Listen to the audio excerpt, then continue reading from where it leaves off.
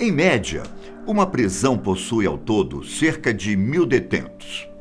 Essas prisões mais comuns abrigam pessoas que cometeram todo tipo de crime que se possa imaginar. São pessoas que roubaram, burlaram leis ou até mesmo tiraram a vida de outras pessoas. E como punição, essas pessoas são tiradas da sociedade para pensar um pouco no que fizeram. Às vezes por meses, às vezes por anos. A ideia é poder melhorarem para retomar o convívio social. Em casos específicos, presos podem ser colocados em uma cela solitária, como uma espécie de punição. Essa é uma medida quase que extrema para um detento e uma forma de proteção para aqueles que passam pela mesma situação de viver na prisão. Considerada por muitos como uma forma de tortura psicológica, essa penalidade também é conhecida como quarentena. Agora, imagine um preso que teve toda uma prisão só para si mesmo, como se fosse tudo uma grande solitária. Uma prisão feita apenas de um detento. Pode parecer estranho, não é? Principalmente para nós, que estamos acostumados com histórias de superlotação nos presídios brasileiros. Eu sou Ivan Lima e vou contar a história do presídio para um único preso. Acredite, essa história aconteceu na antiga Berlim Ocidental e abrigou um dos maiores líderes da Alemanha nazista. Por muitos anos, a prisão de Spandau foi o lar de Rudolf Hess. Esse nome pode não lhe ser muito familiar, mas pode acreditar que ele tinha muito pelo que ser condenado. Rudolf foi vice-líder do Partido Nazista e, por muito tempo, ele foi o segundo homem mais poderoso da Alemanha, estando no governo no período de 1933 a 1941. Basicamente, só perdendo destaque para o grande Führer Adolf Hitler, de quem era braço direito. Antes mesmo de entrar para a carreira política, Rudolf era filho de um comerciante e se alistou no exército alemão como um soldado da infantaria, ainda no início da Primeira Guerra Mundial. Sendo ferido diversas vezes ao longo da guerra, recebeu a condecoração de Cruz de Ferro em 1915.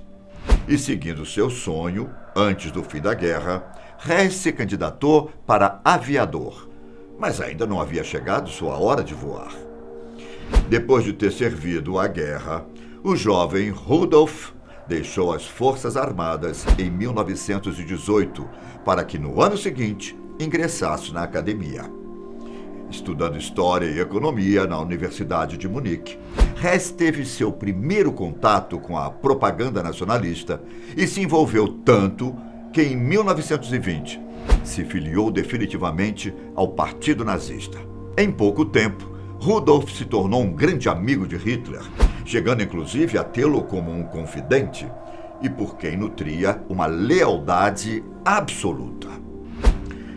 Depois que Hitler chegou ao poder, sendo nomeado como chanceler do Reich, em janeiro de 1933, Hess foi nomeado vice-líder ou vice-Führer do Partido Nazista, ainda nesse mesmo ano, chegando a ser nomeado para o gabinete de Hitler. Rudolf chegou a ser o terceiro na linha de sucessão do poder e, com o cargo, pôde redigir grande parte da legislação, inclusive as temidas leis de Nuremberg, que entraram em vigor em 1935 e retiravam todos os direitos dos judeus na Alemanha, dando origem ao Holocausto. Que Rudolf Hess foi alguém poderoso, isso não é segredo para ninguém. Mas agora, como que alguém que esteve em cargos tão altos durante toda a Alemanha nazista pôde ser capturado e preso, sendo inclusive o único preso em uma prisão? Bom, Hess era alguém que se interessava por música, gostava de ler e também adorava fazer caminhadas pela manhã. Possuía um interesse fortíssimo pela astrologia, além da clarividência e do oculto, características que o ajudaram, inclusive, a se enturmar no Partido Nazista. Mas o que mais lhe instigava era a vontade de voar. Hess obteve a licença de piloto, antes mesmo de chegar ao poder, e se tornou um especialista em aeronaves de um único motor. E com a Segunda Guerra Mundial, vieram mais tecnologias e novos motores, fazendo com que Hess mantivesse seu interesse pela aviação em pleno vapor e atividade, aprendendo até mesmo a pilotar os mais diversos aviões que estavam sendo desenvolvidos durante o conflito bélico. E o que o alemão não esperava é que sua paixão pela aviação também fosse o que viria a trazer sua temida prisão. No ano de 1941, devido à difícil situação que a guerra se encontrava, Hess decidiu por conta própria encerrar o conflito entre Alemanha e Grã-Bretanha, o que poderia não somente trazer um tratado de paz, mas também restaurar seu próprio prestígio com a população alemã. Em 10 de maio, ele secretamente voou sozinho para a Escócia, com sua proposta de paz e instauração de um golpe contra o próprio governo que fazia parte. Rudolf exigia a liberdade da Alemanha para as consequências da guerra e, como um contraponto e rendição, também pedia pelo retorno das colônias alemãs. Tudo isso com a promessa de que a Alemanha respeitaria a integridade do Império Britânico. Hess concordava com Hitler em muitas coisas, e assim como o Führer Rudolf era vegetariano e não bebia nada alcoólico, até porque ambos prezavam por conservar a própria saúde. Mas uma coisa em que os dois nunca conseguiram concordar foi em relação às propostas de paz e negociação de Hess, que vieram a chegar aos ouvidos de Hitler, quando já era tarde demais.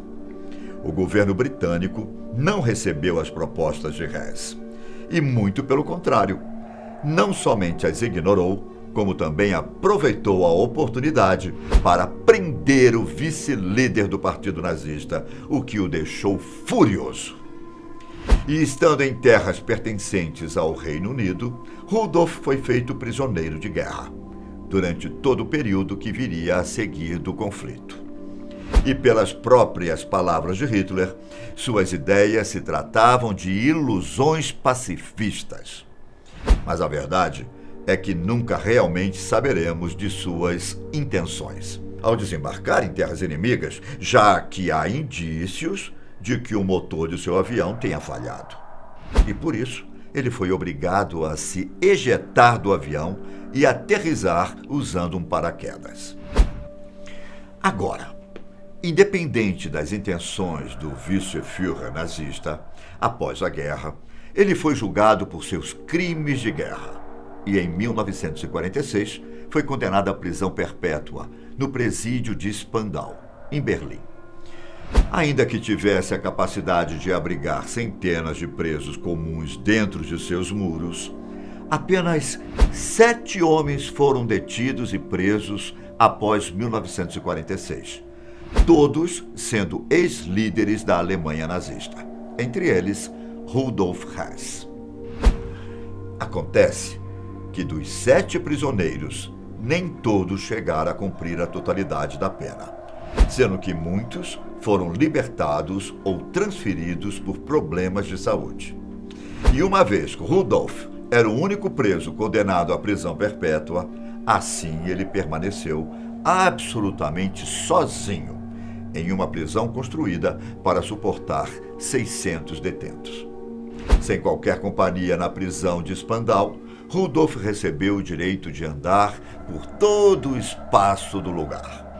As celas onde viviam os presos tinham 3 metros de comprimento por 2,7 de largura e 6 metros de altura. Devido à quantidade absurda de celas vazias, muitas delas eram utilizadas como capelas, livrarias. Também havia um jardim e uma horta, com direito à plantação de frutas e verduras, que eram usadas na própria cozinha do presídio. Spandau era administrada pelo grupo dos aliados, que realizava o hasteamento da bandeira de cada país uma vez por mês, indicando qual deles controlaria a prisão naquele momento, trocando inclusive os guardas a cada 3 meses. Ao todo, para vigiar esse único prisioneiro, o presídio funcionou com 37 guardas, um oficial, 24 funcionários da limpeza, além de, é claro, um médico e cerca de 20 funcionários para a cozinha. Ao todo, podemos estimar que foi gasto cerca de $1 milhão anualmente para manter o funcionamento da prisão, que vigiou um único preso durante o período de 20 anos. E claro, que esse valor foi custeado por impostos da própria Alemanha Ocidental como uma espécie de punição. Muito se discutiu sobre a transferência desse preso de guerra para uma nova penitenciária, mas como um acordo nunca foi encontrado, Rudolf Hess permaneceu no mesmo presídio até o fim de sua vida. Isso porque a prisão de Spandau deu à KGB e à própria União Soviética acesso à Alemanha Ocidental, sempre que eles quisessem, o que não seria possível se o preso, compartilhado pelos aliados, estivesse em outro local. Com isso, tendo seus 93 anos de idade, Hess morreu no ano de 1987 em uma casa de verão, construída no jardim da prisão. O que se sabe é que ele talvez tenha se suicidado com um fio das lâmpadas do local. Reforçando isso, investigações recentes apontam que a causa de sua morte pode não ter sido o que consta nos papéis oficiais. E após a sua morte, o presídio foi demolido com o intuito de evitar que se tornasse um local de veneração neonazista. Além disso, há ainda quem garanta que Hess teria sido substituído por um sósia na cadeia, sendo tal especulação defendida principalmente por seu médico. Na verdade, a teoria se baseava no fato de que o homem, preso em Spandau, apresentava características físicas diferentes das de Hess, além de recusar visitas da sua família por muitos anos e sofrer de uma suposta amnésia. Mesmo com a força que a teoria ganhou, só pode ser comprovada neste ano de 2019 através de um teste de DNA com uma amostra de sangue do homem preso. E enquanto encontramos esse caso peculiar de um único preso sendo mantido isolado em um presídio de 20 anos, lidamos com o completo avesso disso, uma vez que em quase todos os países nos deparamos com inúmeros casos de superlotação de cadeias. Inclusive por aqui, sendo um transtorno frequente em todos os estados brasileiros. Para se ter uma ideia, se estima que haja uma média de 67% a mais de lotação nos presídios brasileiros, chegando a um número de pelo menos 16 presos em uma cela que deveria suportar 10 detentos. Contudo, ainda que o problema de excesso de detentos contrarie as normativas de dignidade humana, a ideia de uma solitária plena e definitiva também mostram que o convívio social pode ser até mais essencial do que o próprio espaço, a depender das circunstâncias. Dados sobre esse assunto nos ensinam muito sobre o sistema carcerário, nos fazem refletir sobre a eficácia desse modelo que muitas vezes se apresenta como tendo o confinamento como a única solução para os problemas da criminalidade. E com essa reflexão, eu me despeço de vocês e agradeço a presença de todos. Até o próximo vídeo.